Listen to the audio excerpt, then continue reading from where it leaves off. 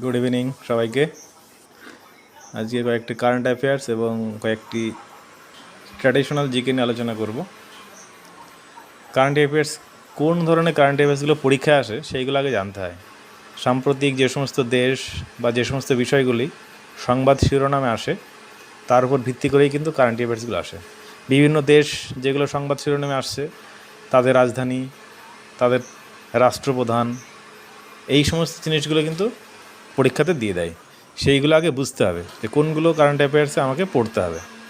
তাহলে আমরা একটা জিনিস সচরাচর আমরা পেপার খুললে যেটা দেখতে পাচ্ছি, গাজা নামক একটি ভূখণ্ড নিয়ে দুটি দেশের মধ্যে অবিরাম যুদ্ধ চলেছে। একটি দেশ হচ্ছে ইসরায়েল আর একটি হচ্ছে প্যালেস্তাইন। এবার ইসরায়েল সম্পর্কে একটু জেনে রাখা দরকার, কারণ ইসরায়েল সম্পর্কে পরীক্ষায় দিতে পারে। যেমন কী দিতে পারে, ইসরায়েলের রাজধানী কোথায়? যেমন ইসরায়েলের রাজধানী জেরুজালেম।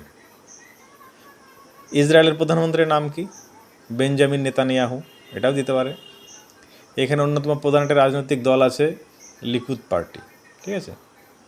এই ধরনের পড়তে হবে। আরেকটা আছে, প্যালেস্তাইনও তাদের রাজধানী হিসাবে পূর্ব জেরুজালেমকে দাবি করে। আর অস্থায়ীভাবে এদের প্রশাসনিক কার্য যেটা চলে সেখানে হচ্ছে রামাল্লা নামক একটি জায়গায়, সেখানে প্রশাসনিক কাজকর্ম ওদের চলছে এখন। প্যালেস্তাইনের রাজধানী কোথায়? সেটা হচ্ছে, ওরা জেরুজালেমকেই কিন্তু ওরা দাবি করছে।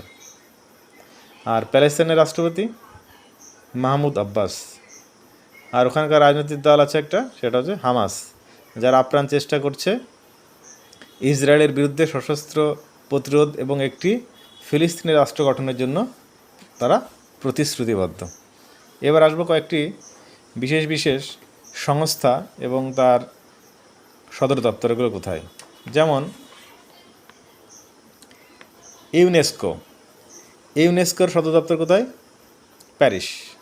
ইউনেস্কো। UNICEF New York.